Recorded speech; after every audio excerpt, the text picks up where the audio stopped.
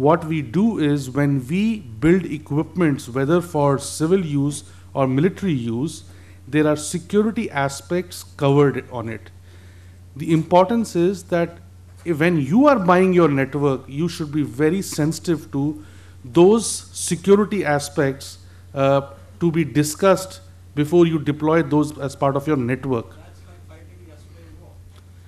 I'm talking about what is happening now. Okay, so I'm coming to that.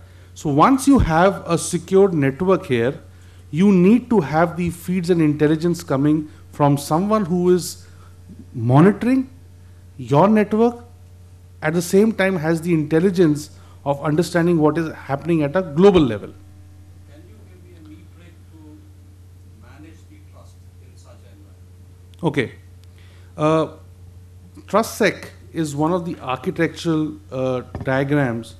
If you really look into that, what we are trying to establish within that network is we are profiling people at different levels. And this is an automated system which senses any time you connect from any mode of connectivity to the network. And this is a much elaborate discussion, and I don't think I'll be able to justice. In that case, Yeah. it actually reinforces the argument, the two gentlemen there, that the courts has to be taken to the bench of salt. And it should not be accepted this that. True. So I agreed, and I said that courts from a basic technology standpoint, yes, it should be taken as it is, but there will be a lot of customization when you go into specifics of army or defense networks. Yeah. Right, gentlemen. Yeah, next question. I just want to add something, that this court, they got no option, because the DRDO is not able to compete with the needs of the armed forces. We would like to keep pace with the technology, the way it was shown in the morning presentation, that there is a gap between the technology which is available in the civil world and the technology which is available with the armed forces today to the DRDO. So to bridge that gap, there is no option but to go in for COTS equipment. We are all aware that COTS got number of drawbacks. There are challenges which we are to meet by having our own end-to-end security, application security, physical level security, your information level security and all that. But we are fully sensitive in the armed forces, and we know the challenges involved by getting COTS, and there are challenges with regard to the commercial angle. Every COTS OEM would ensure that his equipment does not interoperate with another one, because if he allows that to happen, then he is at the mercy of the other fellow. Then you will buy the cheapest.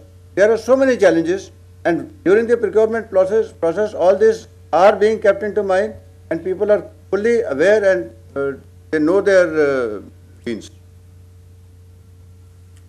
Sir, I'm Commander Chakravarti. I work in the private sector for a company which is operating in 90 countries and which has got 150,000 laptops. Each person has got a laptop of his own. He logs into the network from places which could range from internet cafes on to airports, and also to their obviously to from their office.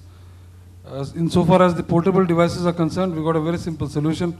Moment you put in any kind of a portable device like a pen drive or a external hard drive into a laptop, whatever is inside gets encrypted, and thereafter whatever any file which is inside that can only be read in that particular machine, or a machine which is compatible with the company IT policy. And therefore, when Harvinder and all are suggesting that there are a lot of COTS securities which, of course you can always tailor-make the algorithms which are required for a particular company or an organization, but these are the kind of solutions which probably Harvinder is suggesting, and he may correct me if I am wrong, when he says that just merely physically checking is of very little use. So that is a good suggestion which could be undertaken by the defense services for any external drives which are coming into any of their machines across the organization, whether they are networked or they are not networked.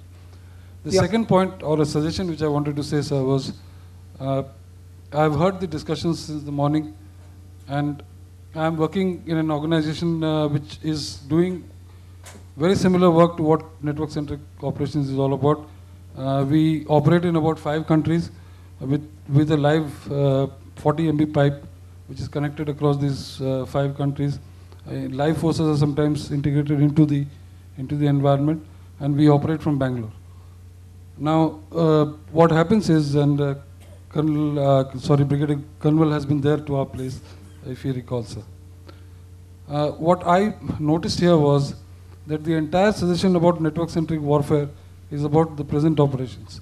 But you must remember one thing, that all the data that you are gathering needs to get analyzed at some stage. And that is where we should start looking even now, so that in the future we build up the capability to not only collect this data, but also analyze the data. Because if network-centric warfare is about increasing the operational efficiency, then if a soldier is firing in 5 seconds today, he could possibly do it in 2 seconds tomorrow, provided you have the data recorded and have the capability to do after-action review. And when we are looking at the NCW architecture, my suggestion is that we should also address this particular issue right from the stage of the beginning, right from the beginning. Thank you, sir. Right. I thought that it was discussed in the morning by one of the speakers that the Command Information and Decision Support System, the CIDSS, is this very nerve center which will do the analysis.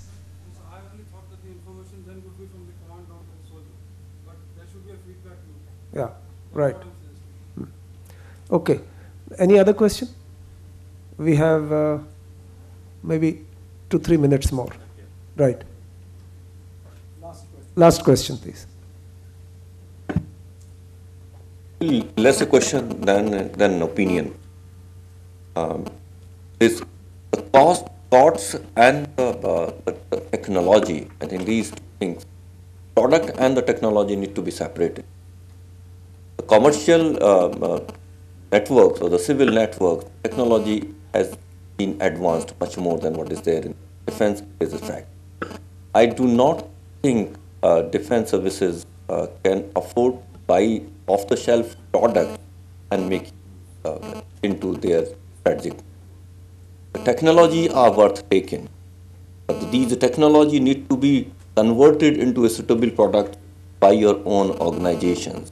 Those organizations, whether DRDO need to expand its arm, whether more Bharat Electronics need to be set up, but those organizations who are making product out of these standard and global technologies has our own.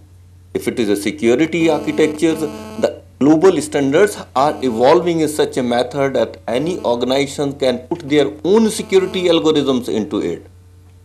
So unless until we build our own capability of developing our own product and integrate it into our need, I don't think we can, a nation like India can depend on Cisco's or Ericsson's or that. So this is a problem at a national level, and more need to be thought of in this. I do come from a technology organization. We know how much it takes to come out with a product of this nature. Thank you. Gentlemen, just switch off whichever mics are on. I just want to end the session by thanking all the 3 speakers for 3 very good presentations. Thank you very much. Very informative, and you can see by the number of questions that have been asked how good your presentations were.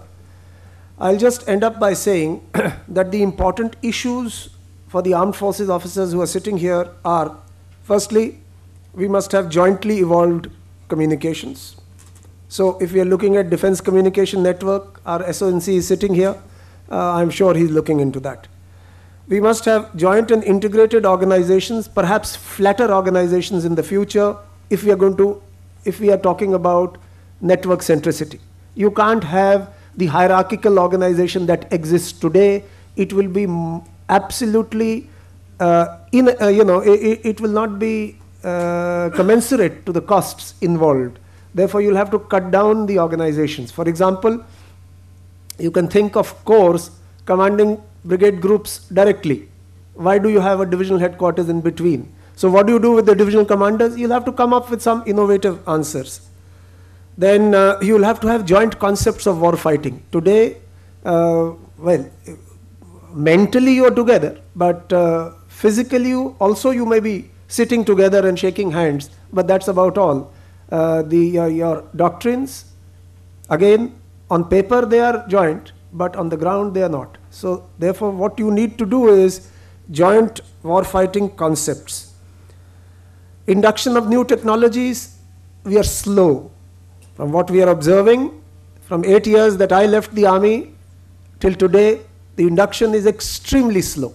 Now, this type of lethargic induction of new technologies is not going to pay us good dividends in future wars.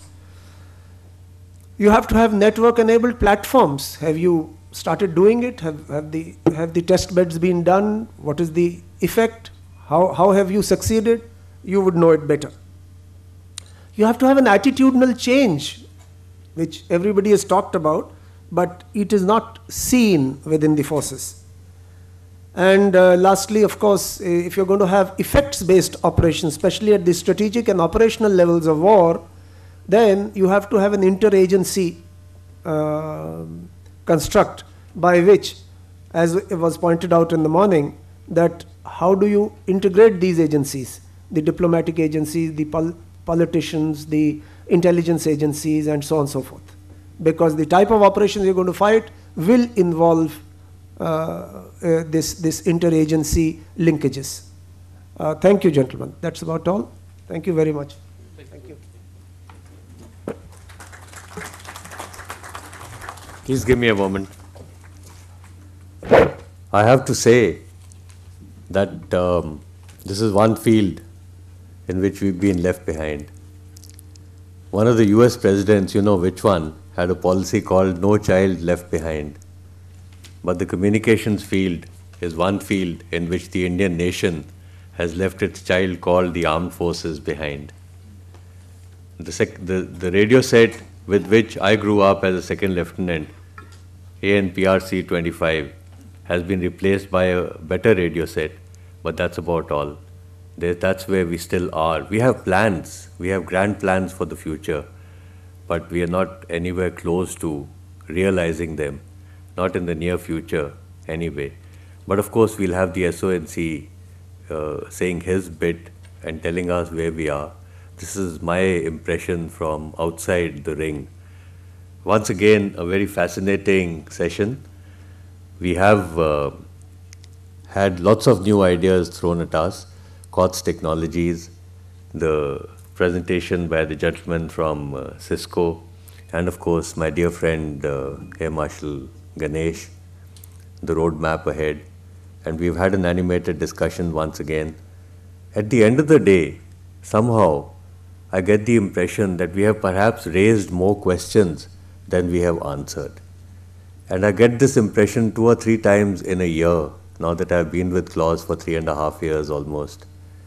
And that imposes on us a burden, and that is to study the subject further, to delve into it in more detail, whether by way of a task force or roundtables, and try and find solutions where there are only questions as of today. But that was the aim of the seminar, to inform, to educate, and to identify the challenges. Please join me in thanking General Kapoor and the 3 speakers for a very fine session and their presentations. May I request General Kapoor to please stay on, and may I request the Signal Officer-in-Chief, General Mahapatra, to kindly come up, please.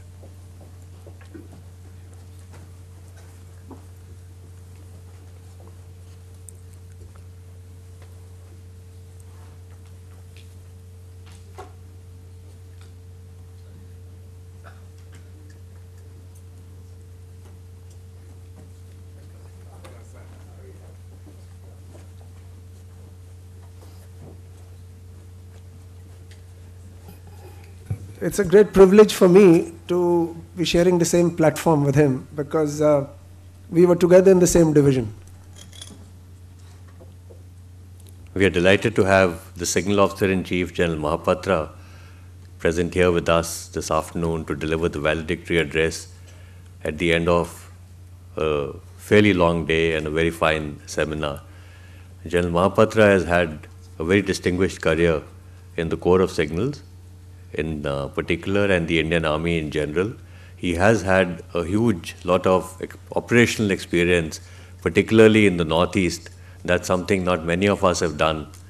And he was also selected for the general cadre, but declined to join the general cadre, and the gain is of the Corps of Signals. Of course, it's not the, I wouldn't say it's the Army's loss, because if it's the gain of the Corps of Signals, it's the Army's gain as well. As ADG, he was ADG, as Major General, he was ADG of the Signals Intelligence. First, was it independent, was it still under Army headquarters at that time? And then went as part of headquarters IDS when he took over.